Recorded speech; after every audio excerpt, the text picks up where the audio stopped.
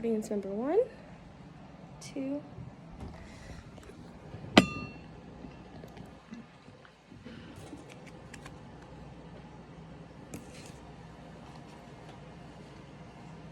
Have you ever heard of Araminta Ross?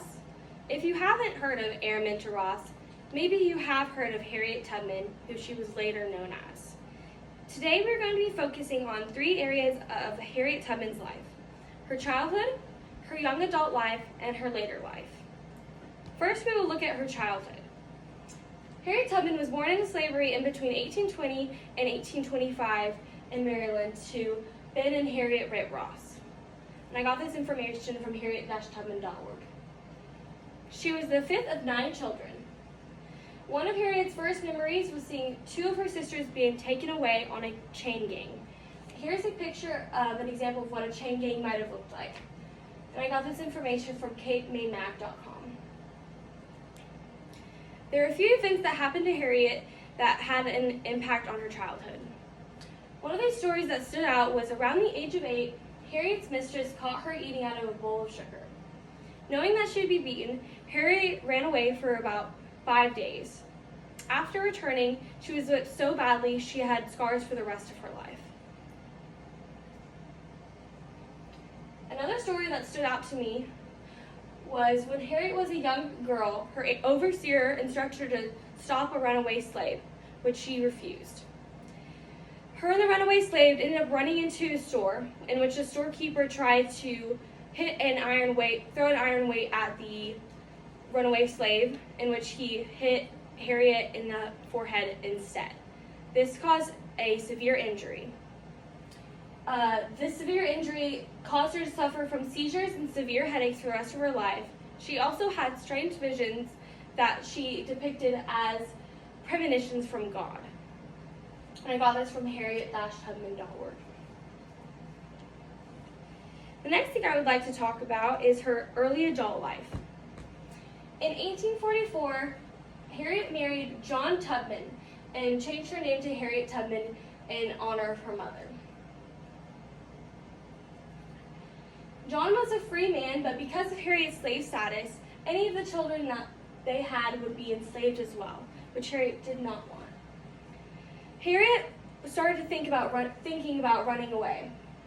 Her husband did not approve of her plan to run away, even going as far as threatening to turn her in if she were to attempt.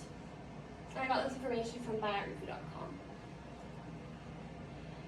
Harriet finally decided to escape to the north via the Underground Railroad in 1849. This is a map of the route that she would have taken.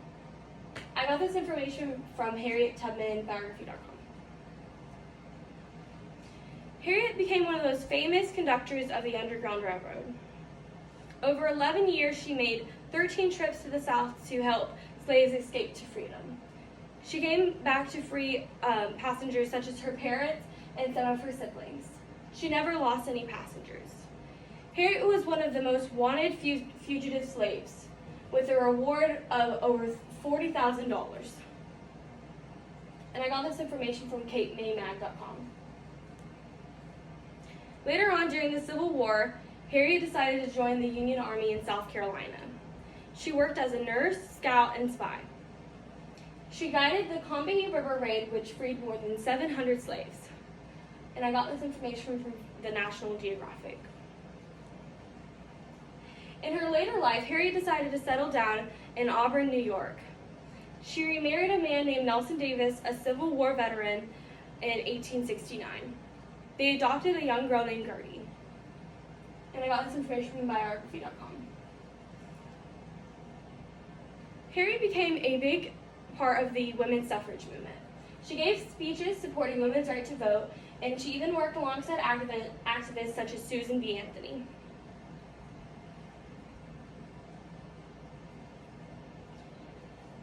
Wrapping up, Harriet died in 1913, somewhere around the age of 19 in Auburn, New York. She lived in poverty and ended up giving most of the money that she made away to other people. Her upbringing, bravery, courage, and willingness to help others are the reasons why she is one of the most influential African American women in the United States history.